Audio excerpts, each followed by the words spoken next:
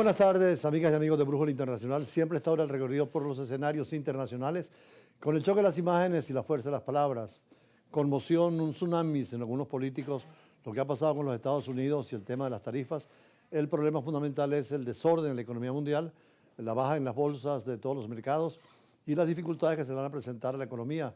No solamente en el caso de las grandes potencias, como es Rusia, los 14 o 27 países en la Unión Europea, o la situación de China, sino también al mundo en desarrollo, el tercer mundo, por el comercio que tiene con los Estados Unidos, especialmente en América Latina, aquellos países en materia agrícola y por supuesto en el petróleo, que es el caso venezolano.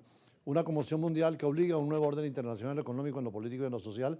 Y precisamente ayer, cuando el Papa hacía su aparición, forzada un poco porque está todavía en estado de salud delicada, invocaba precisamente al mundo esa disposición de que la Iglesia Católica está dispuesta también a servir para la paz internacional y sobre todo servir de diálogo, particularmente en una situación como esta, más allá de la guerra Rusia-Ucrania y la situación del Medio Oriente, la nueva revolución de la política de Estados Unidos con esta situación que desordena la economía mundial y las finanzas internacionales. El Papa, lo vimos ayer, Francisco, convaleciente tras su larga hospitalización por una doble neumonía y apareció por sorpresa. Quiso vincularse a la gente en la Plaza de San Pedro para saludar y también para bendecir a los fieles. Recordemos que el Papa inclusive tenía propósito de ir a hablar con el propio presidente Putin de Rusia y con el presidente Zelensky de Ucrania para llegar a acuerdos de paz. La Iglesia Católica tiene esa función y por supuesto la Iglesia Católica, que es el Vaticano, tiene esa doble función de Iglesia universal con 1.300 millones de seguidores, pero también de un pequeño Estado del Vaticano, menos de 1 kilómetro cuadrado, pero con una potencia mundial de expresión de lo que llaman el poder blando, o sea, la buena actitud, honesta, seria y responsable que tiene la Iglesia Católica, inclusive en aquellos países que no siguen su culto o su fe. Veamos esta nota desde Roma.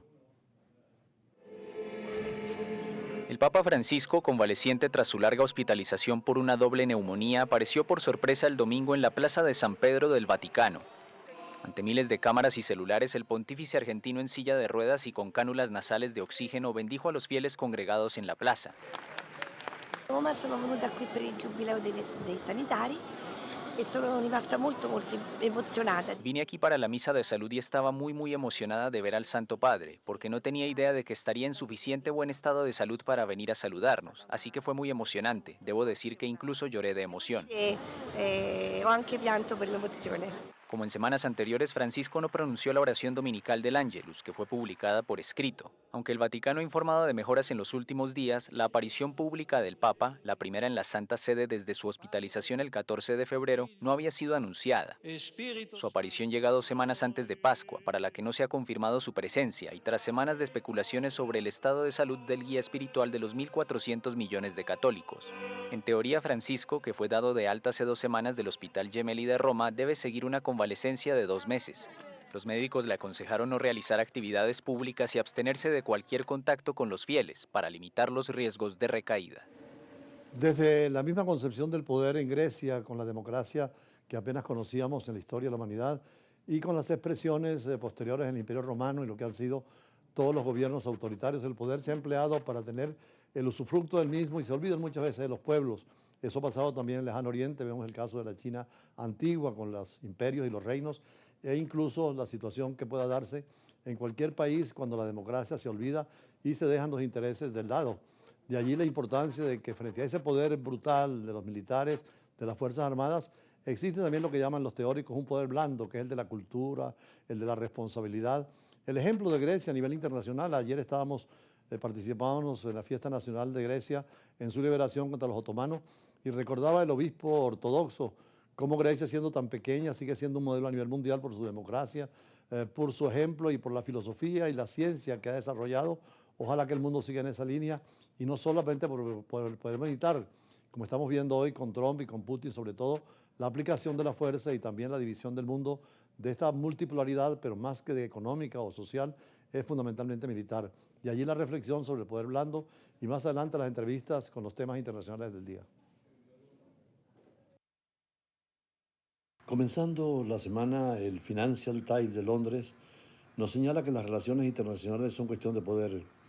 Tucídides escribió esto hace más de 2000 años. Los fuertes ejercen su poder y los débiles deben ceder ante ellos. Pero el poder no deriva únicamente de las bombas, de las armas o la coerción económica. El poder es la capacidad de influir en otros para lograr los propios fines, y esto puede lograrse mediante recompensas y coerción, así como a través de la seducción. Esa seducción es lo que denominan el poder blando, que rara vez es suficiente por sí sola. Por eso la tentación de los jefes de Estado es recurrir a poder duro de manera contundente. Pero a largo plazo, a menudo es el poder de atracción el que prevalece. El Imperio Romano ya dependía no solo de sus legiones de guerreros, sino también por el aura de la cultura romana. No fue el fuego de artillería lo que derribó el muro de Berlín, sino los martillos y las excavadoras operadas por hombres y mujeres que habían perdido ya la fe en el comunismo y sentían la atracción de los valores occidentales. Ese poder blando de un país se basa en una cultura, valores y políticas que otros consideran legítimos. Esa legitimidad está influenciada por las acciones del país en cuestión, dependiendo si parecen consistentes o contradictorias con valores ampliamente compartidos. En otras palabras, la atención a los valores fortalece el poder blando de una nación. Un realista sabio se asegurará de que los valores universales encuentren su lugar en la definición del interés nacional. Según incluye o excluye el nacionalismo, adquiere un significado extremadamente diferente. Por eso, el mensaje de Donald Trump, Estados Unidos primero, es un gran lema para una elección estadounidense, pero que no va a tener repercusiones solamente electorales y en la práctica ha creado un problema en toda la economía mundial. El poder blando es un concepto que Donald Trump no entiende.